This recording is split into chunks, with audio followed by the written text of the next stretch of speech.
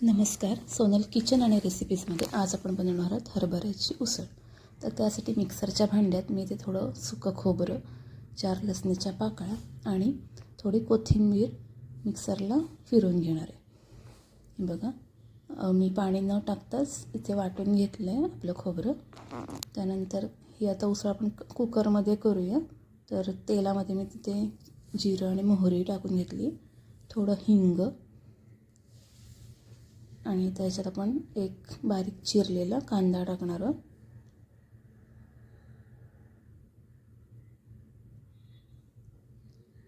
कांदा आपण थोडा परतून घेऊया आणि मग त्यात आपण आपले मसाले ॲड करू.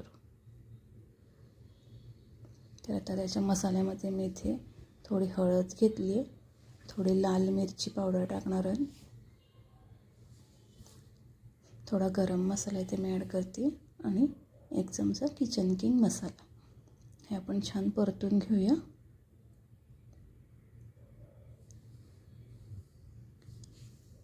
आणि यामध्ये मी आता हरभरे जे मी रात्रभर भिजत ठेवलेले, त्यामध्ये 1 बटाटा आणि 1 थोडा मोठा चिरलेला टोमॅटो इथे मी टाकला आहे.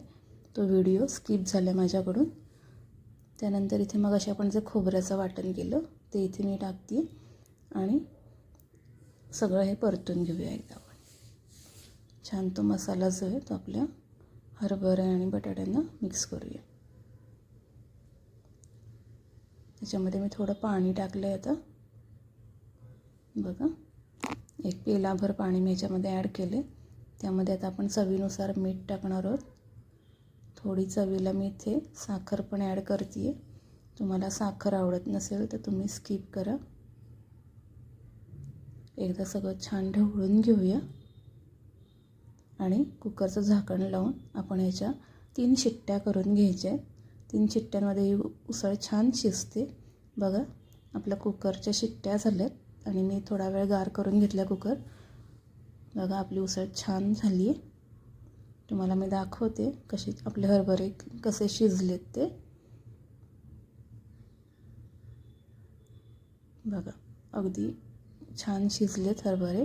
बटाटा पण बघा आपला छान शिजलेला आहे. तर अशी गरम गरम उसळ पोळी किंवा भातासोबत नक्की करून बघा. थँक्यू.